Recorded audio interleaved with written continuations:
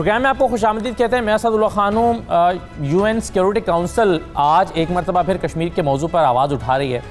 N اس وقت جب ہم اپنا پروگرام شروع کر رہے ہیں، این اسی وقت نیو یارک میں ایک میٹنگ ہو رہی ہے جس میں 15 ممالک شرکت کر رہے ہیں. وہ ووٹ کریں گے اور 15 میں سے اگر 9 لوگ اس کے حق میں ووٹ کرتے ہیں کہ کشمیر پر سیکیورٹی کونسل کا ہنگامی اجلاس بلایا جانا چاہیے تو وہ اجلاس بلا لیا جائے گا، لیکن شرط یہ ہے کہ اس میں کوئی بھی ملک ویٹو نہ کرے. اب سے کچھ دیر پہلے شاہ محمود قریشی صاحب نے جو اسٹیٹمنٹ جاری کی ہے اس میں وہ یہ کہتے ہیں کہ عمران خان صاحب کا ان 5 جو پرماننٹ ممالک ہیں، P5 جنہیں کہا جاتا ہے، ان مستقل جو رکن ممالک ہیں، ان کے 4 سربراہان سے رابطہ ہوا ہے پریزیڈنٹ ٹرمپ سمیت، اور ان سے پرائم منسٹر عمران خان کی بڑی خوشگوار اور اچھے طریقے سے بات چیت ہوئی ہے. یہ کہنا شاہ محمود قریشی صاحب کا.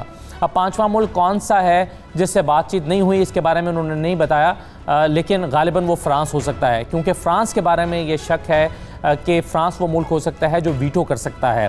اب چین اور روس کی پوزیشن تو کسی حد تک واضح ہے، لیکن باقی ممالک کی جو پوزیشن ہے وہ واضح نہیں ہے. اور اس کے علاوہ جو غیر مستقل رکن ہیں ان 5 کے علاوہ، ان کے بارے میں بھی حتمی طور پر نہیں کہا جا سکتا کہ وہ کشمیر کے حق میں ووٹ کریں گے یا نہیں. اس میں شاہ محمود قریشی صاحب پہلے ہی کہہ چکے ہیں کہ زیادہ ہوپس وابستہ نہیں کرنی چاہیے. وہ آگے چل کر ہم اس پر تفصیل سے گفتگو کریں گے کہ وہ کیوں امیدیں وابستہ پاکستان کو نہیں کرنی چاہیے، اور جو پاکستان زیادہ امیدیں ان تمام ممالک سے وابستہ کرے گا وہ احمقوں کی جنت میں رہنے کے مترادف ہے. یہ کیوں ہوگا؟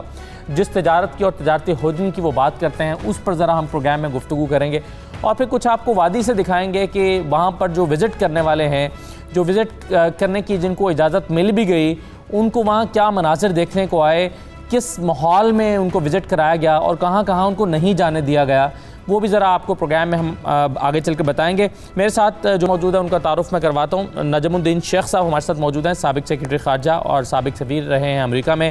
آپ کو خوش آمدید کہتے ہیں شیخ صاحب، بہت شکریہ. اور ایئر مارشل شاہد لطیف صاحب ہمیں جوائن کر رہے ہیں، سینئر تجزیہ کار ہیں. ارشاد احمد عارف صاحب ہمارے ساتھ موجود ہیں.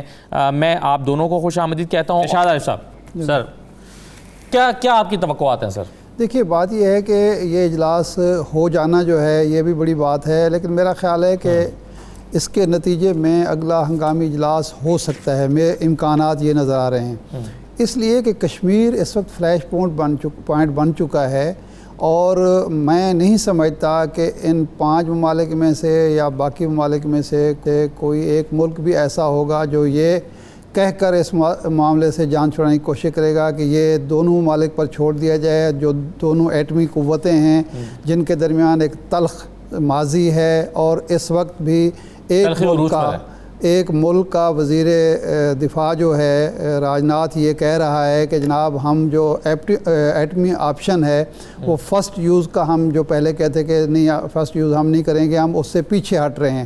تو اب جب ایٹمی جنگ کے خطرات منڈلا رہے ہیں تو کوئی بھی ذی ہوش قوم جو ہے وہ یہ نہیں کر سکتی کہ ان دونوں ممالک پر چھوڑ دیا جائے جس کی سرحدوں پر جھڑپیں آج بھی ہو رہی ہیں، ہمارے لوگ شہید ہو رہے ہیں، ان کے لوگ بھی ہلاک ہو رہے ہیں. تو جنگ کے خطرات تو منڈلا رہے ہیں. تو میرا خیال ہے اجلاس تو ہو جائے گا، مجھے توقع تو یہی ہے. پاکستان نے اس سلسلے میں کتنی ایفرٹ کی ہے، چین ہمارا کس حد تک ساتھ دے گا، یہ ایک ایشو بہرحال ہے، یعنی اس نے ہوم ورک کتنا کیا ہے یہ تو ایشو ہے. لیکن مجھے تو امکان یہی نظر آ رہا ہے، اور خاص طور پر جب عمران خان صاحب نے مودی کے حوالے سے وہ ہٹلر کی جو تشبیہ دی اور BJP کو نازی پارٹی سے تعبیر کیا، تو اس کی وجہ سے میں سمجھتا ہوں یورپ اور امریکہ میں ہماری بات سنی جا رہی ہے اور وہ خطرہ محسوس کر رہے ہیں. تو مجھے امکان نظر آ رہا ہے کہ آج کا مشاورتی اجلاس جو ہے ہمارے نقطہ نظر سے سکسیسفل ہوگا، اور آگے بھی ہم اچھی خبر سن سکیں گے. اگر ویٹو کا استعمال ہوا بھی تو وہ اس وقت ہوگا جب سلامتی کونسل کے اجلاس میں کوئی فیصلہ کرنے کی پوزیشن آئے گی. اگر وہ فیصلہ انڈیا کے خلاف ہوا یا انڈیا کے مفادات سے متصادم ہوا تو اس وقت انڈیا کا کوئی دوست ہے شاید وہ ویٹو کر دے. رائٹ، ایک مختصر بریک لے لیں. ذرا بریک کی مہمانوں کے ساتھ بھی یہی گفتگو کرتے ہیں، اور جو چیزیں میں نے آپ سے شیئر کی ہیں کہ ذرا آپ کو بتاتے ہیں کہ انڈیا کا تجارتی والیوم کیا ہے ان P5 کے ساتھ، پاکستان کا کیا ہے، اور حقیقت پسندی سے اگر شاہ محمود قریشی صاحب دیکھ رہے ہیں تو ان کی توقعات کیا ہیں. ایک بریک لے لیتے ہیں، بریک کے بعد پھر ان پر بات کرتے ہیں.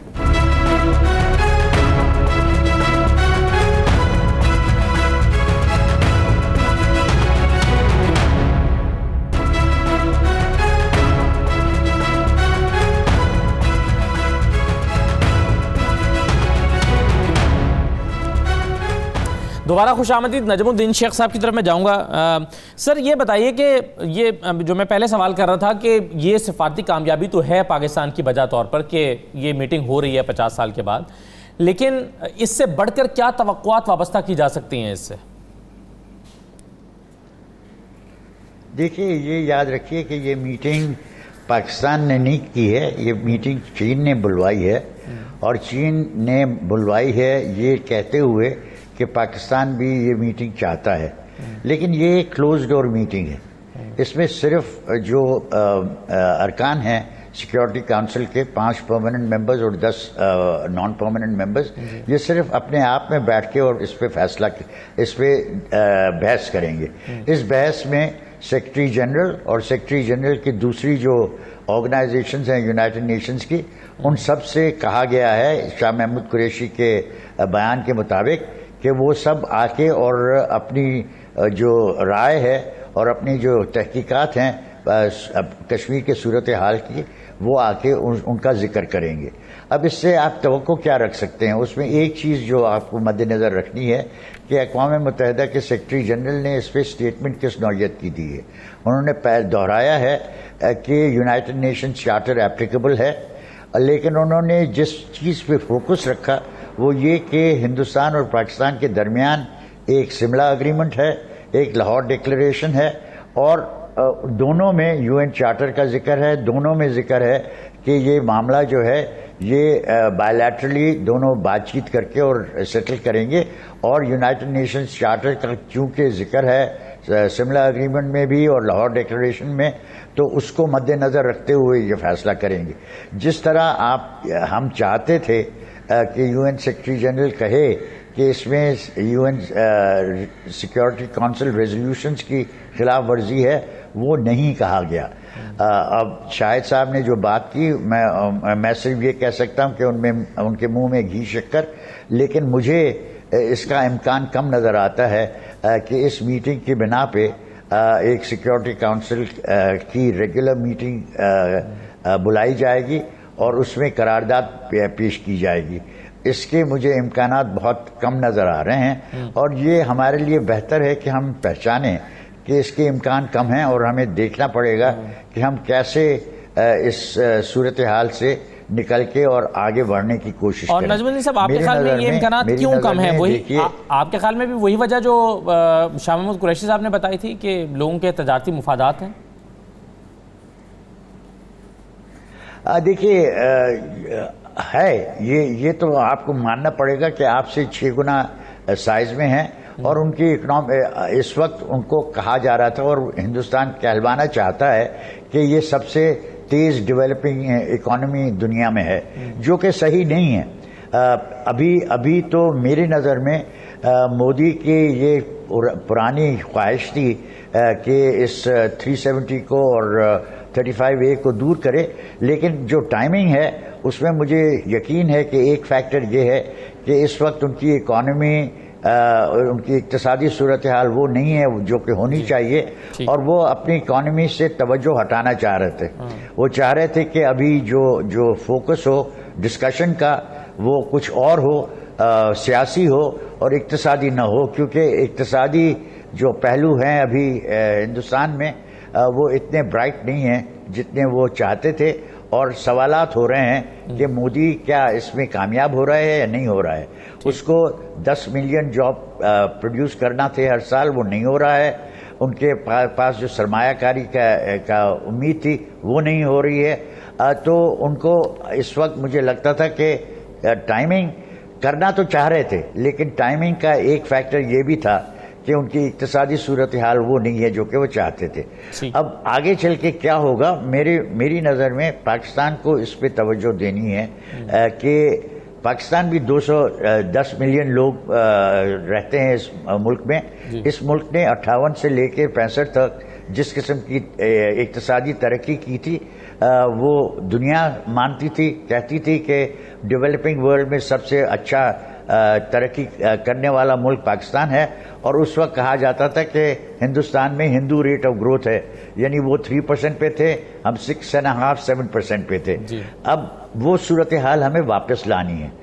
پرائم منسٹر عمران خان کی جو ابھی اقتصادی ریفارمز لائے ہیں ان کو اگر ہم آگے بڑھائیں، اگر ہماری ٹیکسیشن ٹھیک ہو جائے، اگر ہمارے سرمایہ کار پھر سرمایہ کاری کرنا شروع کریں، تو کوئی وجہ نہیں ہے کہ ہماری جو وسائل ہیں، مدنی وسائل ہیں، ایگریکلچر وسائل ہیں اور ہیومن ریسورس وسائل ہیں، ان کو اگر ہم استعمال کر سکیں تو وہی صورتحال ہوگی اور پھر ہمارے ہاں بھی اتنی دلچسپی ہوگی اکنامک پروگریس کے لیے. لیکن ابھی جو صورتحال ہے اس کا ایک میں کوشاں رہیں. جی بالکل ٹھیک ہے سر. میں جو ابھی لیکن جو صورتحال ہے میں اس کا ایک نمونہ رکھ دوں، کیونکہ ابھی جو پاکستان کی پوزیشن ہے اور شاہ محمود قریشی صاحب کا بیان، اس کو ذرا ملا کر دیکھتے ہیں اور شاید لطیف صاحب آپ اس کو رسپونڈ کیجئے گا. میں صرف آپ کو یہ بتا دوں کہ بھارت کا یہ جو P5 کنٹریز ہیں ان کے ساتھ تجارت کا والیوم کیا ہے. ون بائی ون اگر آپ ذرا کوئکلی ایک نظر ڈال لیں سب سے پہلے روس کے ساتھ، تو بھارت اور روس کا جو تجارتی حجم ہے، بھارت کی درآمدات کا حجم $2.3 بلین ہے اور برآمدات کا جو حجم ہے وہ $951 ملین ہے. بھارت اور چین کا اگر ہم دیکھیں تو بھارت کی جو درآمدات ہیں اس کا والیوم $29.17 بلین ہے اور بھارت کی برآمدات کا جو حجم ہے چائنا کے ساتھ وہ $7.7 بلین ہے. اسی طرح سے اگر ہم بھارت اور فرانس کی بات کریں تو بھارت کی درآمدات جو ہیں ان کا والیوم 5.5 بلین یورو ہے، جبکہ بھارت کی برآمدات کا جو والیوم ہے وہ 5.9 بلین یورو ہے. اسی طرح سے امریکہ اور برطانیہ کی بات بھی کر لیں. امریکہ کا جو تجارتی والیوم ہے وہ اس میں درآمدات 58.9 بلین ڈالرز کی ہیں، جبکہ جو برآمدات ہیں وہ 83.2 بلین ڈالرز کی ہیں.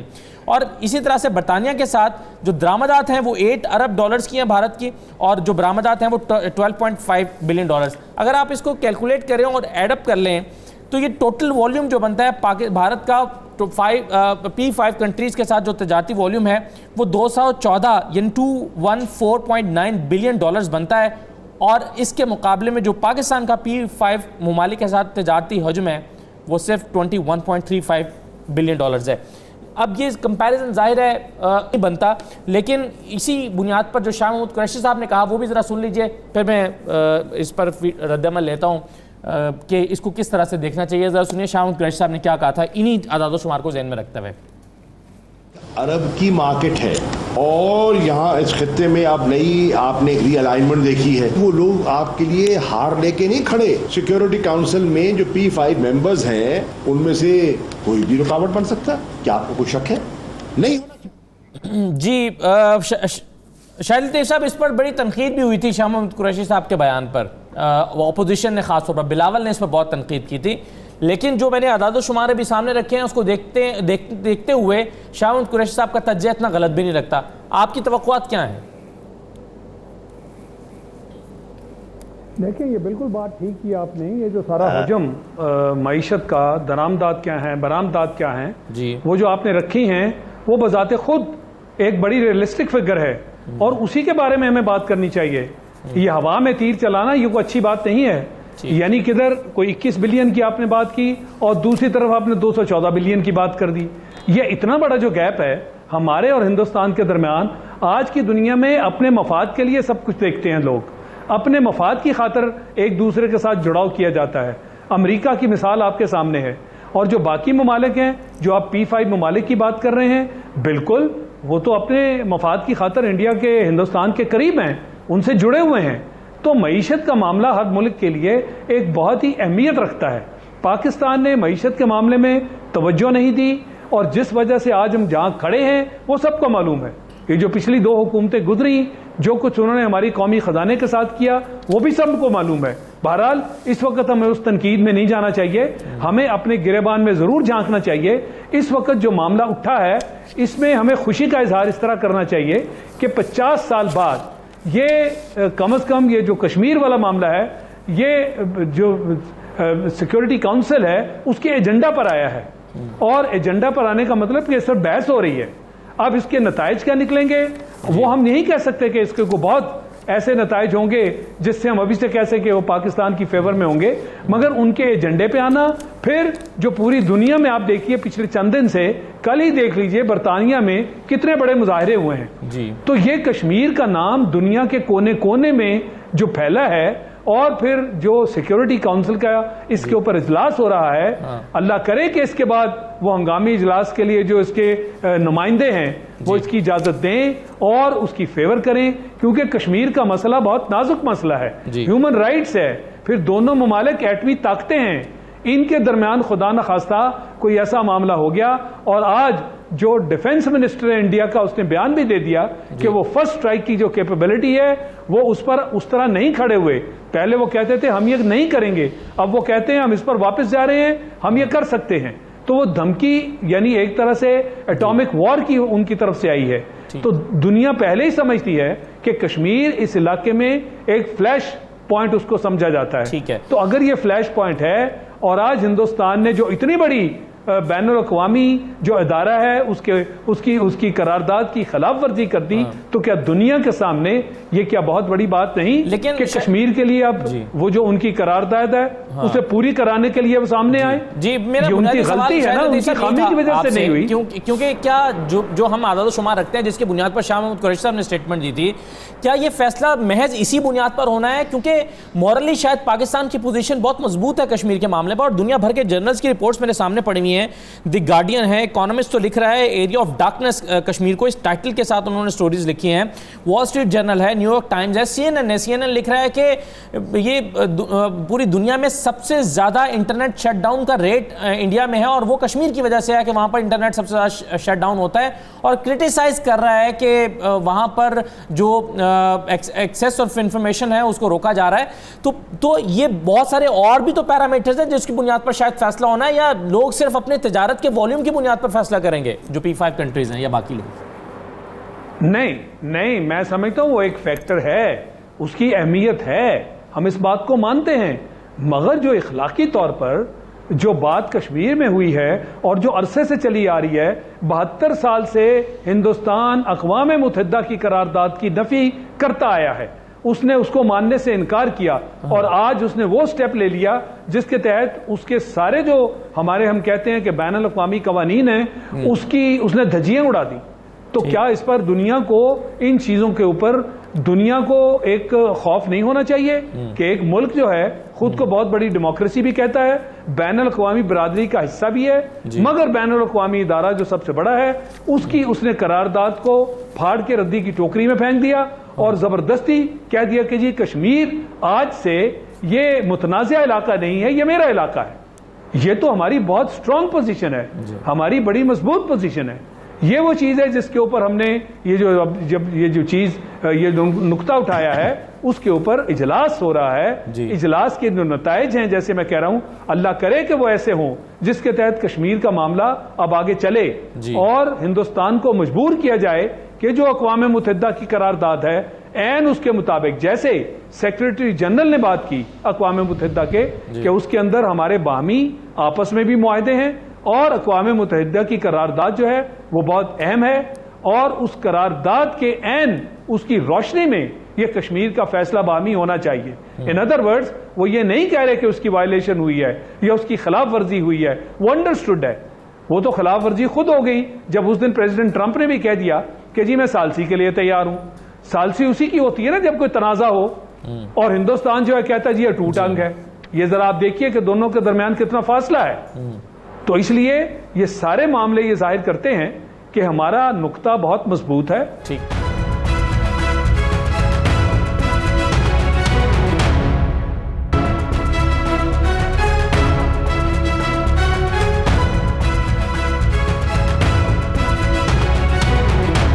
نجم الدین صاحب, یہ اسٹریٹجک انٹرسٹ اور اکنامک انٹرسٹ, قومیں یا مختلف ممالک اس کو ان دونوں چیزوں کو ملا کر دیکھتی ہیں.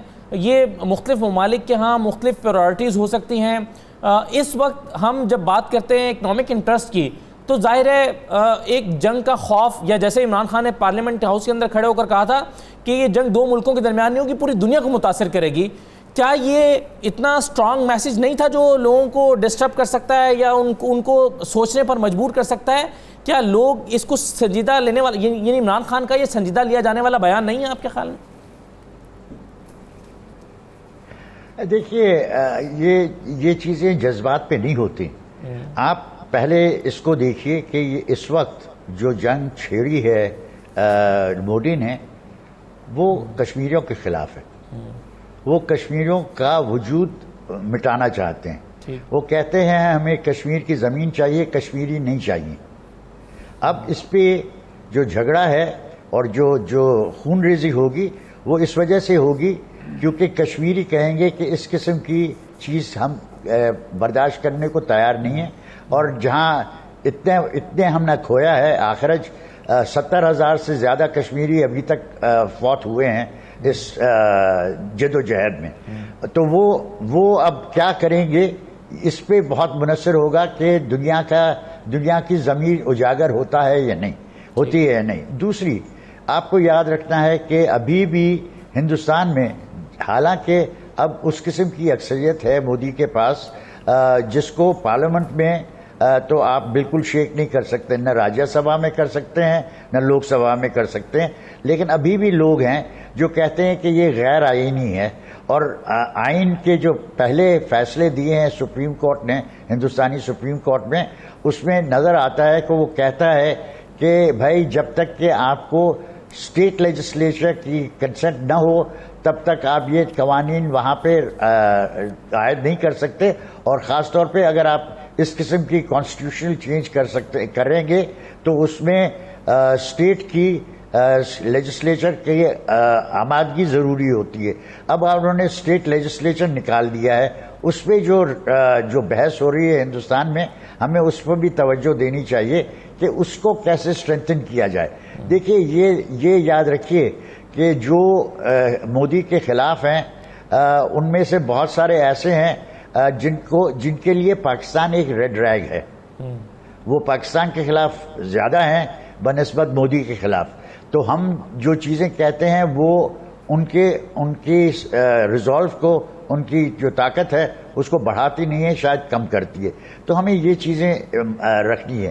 اب میں آتا ہوں آپ کے سوال پہ کہ کیا یہ اسٹریٹجک اور اکنامک نیڈز کی ضرورت اور محسوس نہیں ہوتی؟ جی ہوتی ہے۔ دیکھیے اس وقت ہمیں بالکل کولڈ بلڈلی سوچنا ہے کہ نہ اقتصادی نہ اسٹریٹجک میں ہمارا کوئی ایڈوانٹیج ہے، ہم دونوں میں ڈس ایڈوانٹیج ہے۔ ہمیں یاد یہ رکھنا ہے کہ ہم اس وقت دنیا کا ضمیر اجاگر کرنے کی کوشش کر رہے ہیں۔ ہم چاہتے ہیں کہ جو کہتے ہیں کہ صاحب ہیومن رائٹس ایک بہت اہم چیز ہے، جو ویلیوز بہت اہم چیز ہیں، سیلف ڈٹرمنیشن بہت اہم چیز ہے، وہ اب اس کو پریکٹس میں لانے کی کوشش کریں۔ مجھے انکریجمنٹ اس سے ہے، جس کا شاہد صاحب نے بھی ذکر کیا، کہ اب اخباروں میں بہت ساری رپورٹس آ رہی ہیں، جو کشمیری ہیں وہ خود اپنی رپورٹس پیدا کر رہے ہیں اسی موضوع پہ کہ صاحب ہم پہ جو ظلم ڈھایا گیا ہے، ہم پہ جو پیلٹ گنز کے ساتھ ہماری آنکھیں پھوڑی گئی ہیں، ہمارے بچوں کو یتیم کر دیا ہے، ان کا کوئی سولوشن ہونا چاہیے۔ اور ابھی ہم جو سن رہے تھے ان کو ویمل بھائی کو وہ یہ کہہ رہے تھے کہ جہاں پر حملہ کیا تھا انڈین فورسز نے اور وہاں مہیلا کے ساتھ کچھ ہوا تھا، وہاں ہمیں نہیں جانے دیا گیا، یعنی اس طرح کے واقعات بھی وہاں پر موجود ہیں کہ انڈین فورسز کا حملہ اور پھر وہاں پر خواتین کی عزتوں پر حملہ۔ ایک نہیں جی، میں صرف آپ بات مکمل کر لیجئے، میں صرف بتا دوں کہ ہمارے ساتھ سردار عتیق صاحب بھی موجود ہیں، وزیر اعظم، سابق وزیر اعظم آزاد کشمیر بھی ویلکم کرتے ہیں۔ نجم الدین صاحب آپ بات مکمل کر لیں پھر میں آگے بڑھتا ہوں۔ جی میں کہہ رہا تھا کہ دیکھیے یہ جس واقعے کا آپ ذکر کر رہے ہیں وہ ایک نہیں ہے۔ ابھی تو جو رپورٹ بنائی تھی کشمیر میں کشمیری ایکٹیوسٹ نے، اس رپورٹ میں تو انہوں نے کوئی 600 کیسز ہیں جس میں ہر ایک کی تفصیل لکھی ہوئی ہے کہ اس کے ساتھ کیا ہوا، اس کے ساتھ کیا ہوا، اس کے ساتھ کیا ہوا۔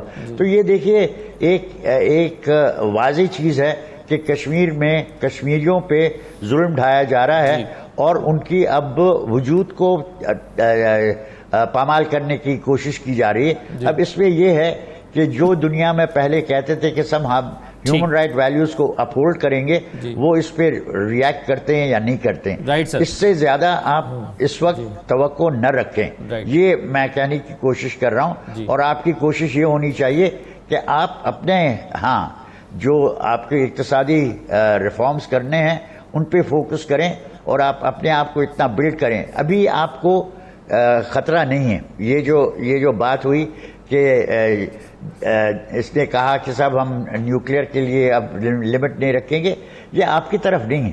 آپ کے لیے ہندوستانی افواج جو ہیں وہ اتنے قدر آپ سے بڑے ہیں کہ ان کو یہاں آپ کے خلاف نیوکلیئر ویپن استعمال کرنا نہیں ہے۔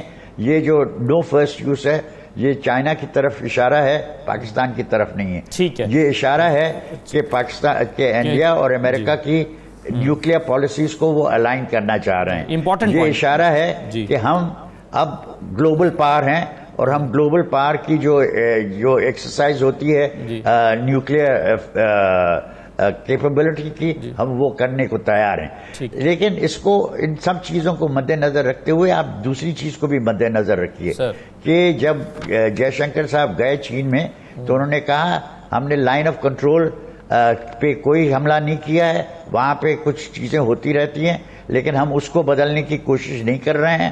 اور یہ کہ ہم چین کے ساتھ بھی جو لائن آف ایکچوئل کنٹرول ہے اس پہ ہم کوئی تبدیلی لانے کی کوشش نہیں کر رہے ہیں. تو یہ چیزیں کہی جاتی ہیں، اس میں کتنا وزن ہے وہ اور چیز ہے، لیکن اس وقت ہمیں دیکھنا ہے کہ ان کی طرف سے یہ کہنا ہے کہ نہ ہم پاکستان کے ساتھ ابھی لڑنے کو تیار ہیں لیکن ہم بات کرنے کو بھی تیار نہیں ہیں. مجھے ایک مختصر سا بریک لینا ہے. ہمارے ساتھ سردار عتیق صاحب بھی موجود ہیں اور شاہد لطیف صاحب بھی اور باقی مہمان بھی. میں سردار عتیق صاحب سے مختصر بریک کے بعد گفتگو کا آغاز کرتا ہوں، لیکن بڑی امپورٹنٹ بات ہے کہ اس کو صرف پاکستان اور انڈیا کے تناظر میں نہیں دیکھنا چاہیے بلکہ اس میں ریجن میں جو کچھ ہو رہا ہے اس کو کشمیر اور امریکہ کے تناظر میں بھی دیکھا جانا چاہیے اور اس پوائنٹ آف ویو سے بھی انڈیا اپنی اسٹریٹجی کو مرتب کرتا ہے. ایک مختصر بریک لے کے سردار عتیق صاحب سے بات کا آغاز کرتے ہیں. ہمارے ساتھ رہیے.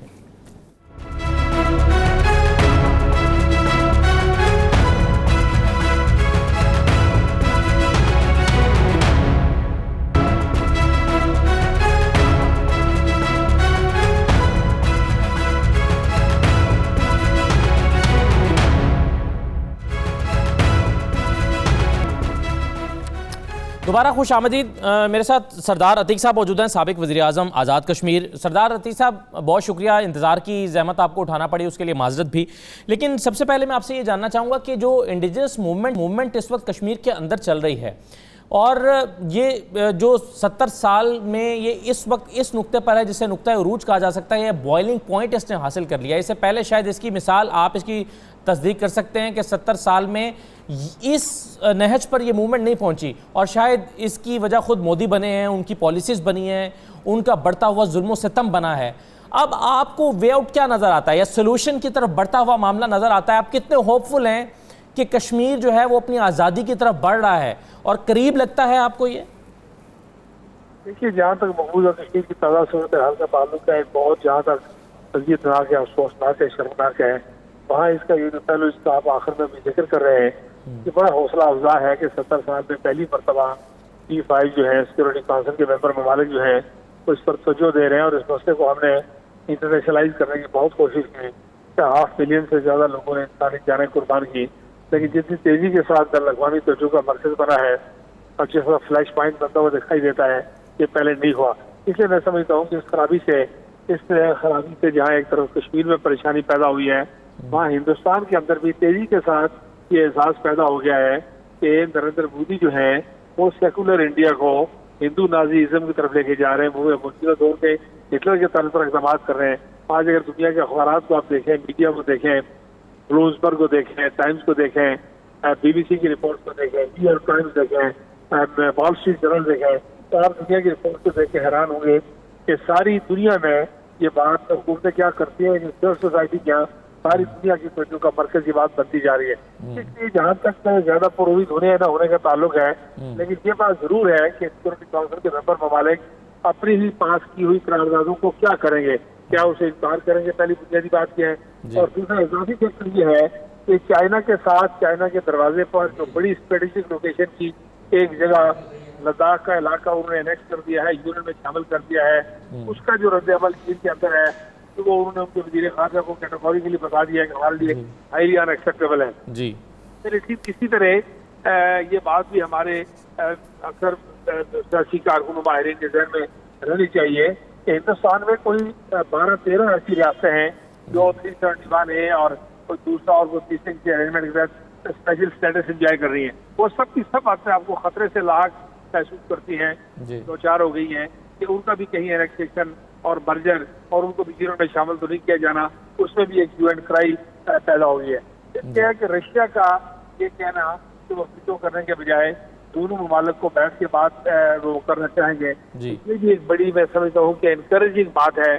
اور پھر اس سے پہلے ٹرمپ ثالثی کی بات کر چکے ہیں, ان کے لیے بھی ان کی وزڈم کا بھی اور ان کی اسٹیٹمنٹ کو بھی بڑا ٹیسٹ ہے کہ وہ 2-3 مرتبہ ایک ہفتے میں انہوں نے ثالثی کی بات کی. اور ہندوستان میں یہ اگر یہ جو ہوا ہے یہ بھی فوراً نہیں ہوا.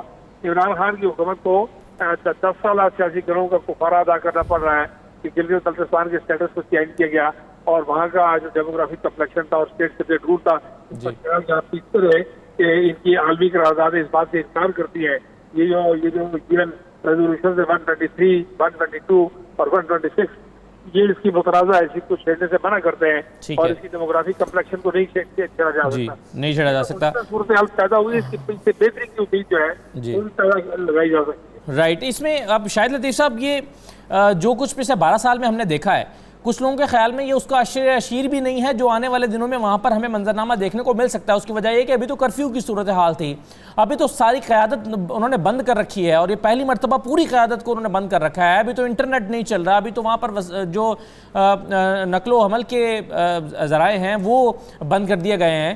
آپ کے خیال میں یہ کیا صورت پیدا ہو سکتی ہے آنے والے چند دنوں میں وہاں پر؟ یہ جب ظاہر کرفیو ہمیشہ نہیں رکھا جا سکتا, یہ مودی صاحب مسلسل انٹرنیٹ ہمیشہ کے لیے بند نہیں کر سکتے, قیادت کو ہمیشہ نظر بند نہیں کر سکتے, تو یہ کیا صورتحال ہوگی؟ ابھی 12 دن میں ہم نے جو کچھ دیکھا ہے یہ کس نقطے پر پہنچ سکتا ہے؟